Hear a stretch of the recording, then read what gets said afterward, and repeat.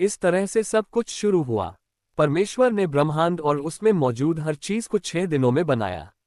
परमेश्वर द्वारा पृथ्वी बनाने के बाद यह अंधकार में और खाली थी, और इसमें कुछ भी नहीं बना था, लेकिन परमेश्वर की आत्मा पानी के ऊपर था। फिर परमेश्वर ने कहा, प्रकाश हो, और प्रकाश हुआ। परमेश्वर ने देखा कि प्रकाश अच्छा है और इसे दिन कहा। उसने इसे अंधकार से अलग किया, जिसे उसने रात कहा।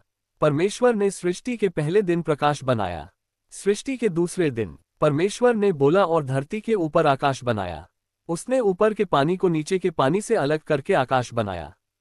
तीसरे दिन परमेश्वर ने बोला और पानी को सूखी जमीन से अलग कर दिया। उसने सूखी जमीन को पृथ्वी कहा, और उसने पानी को समुद्र कहा। परमेश्वर ने देखा कि उसने जो बनाया था वह अच्छा था। फिर परमेश्वर ने कहा, पृथ्वी पर हर तरह के पेड़ पौधे उगे, और ऐसा ही हुआ। परमेश्वर ने देखा कि उसने जो कुछ बनाया था वह अच्छा था। सृष्टि के चौथे दिन परमेश्वर ने कहा, और सूर्य, चांद और तारे बनाए। परमेश्वर ने उन्हें पृथ्वी पर प्रकाश देने और दिन और रात, ऋतुएं और वर्ष निर्धारित करने के लिए बनाया। परमेश्वर ने देखा कि उसने जो कुछ बनाया था वह अच्छा था। पांचवें दिन परमेश्वर ने बात की और पानी में तैरने वाली हर चीज और सभी पक्षियों को बनाया। परमेश्वर ने देखा कि यह अच्छा है, और उसने उन्हें आशीर्वाद दिया।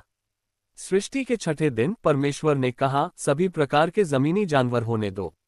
और यह वैसा ही हुआ जैसा परमेश्वर ने कहा था। कुछ खेत के जानवर थे, कुछ जमीन पर रेंगते थे, और कुछ जंगली थे। और परमेश्वर ने देखा कि यह अच्छा है। फिर परमेश्वर ने कहा, हम अपने स्वरूप में मनुष्य बनाएं जो हमारे जैसे हों। उनका पृथ्वी और सभी जानवरों पर अधिकार होगा। इसलिए परमेश्वर ने कुछ मिट्टी ली, उससे एक मनुष्य बनाया और उसमें जीवन फूंका। इस मनुष्य का नाम आदम था।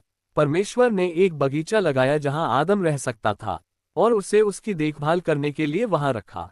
बगीचे के बीच में परमेश्वर ने 2 खास पेड़ लगाए, जीवन का पेड़ और अच्छाई और बुराई के ज्ञान का पेड़। परमेश्वर ने आदम से कहा कि वह बगीचे के किसी भी पेड़ से खा सकता है सिवाय अच्छाई और बुराई के ज्ञान के पेड़ के। अगर वह इस पेड़ से खाएगा तो वह मर जाएगा।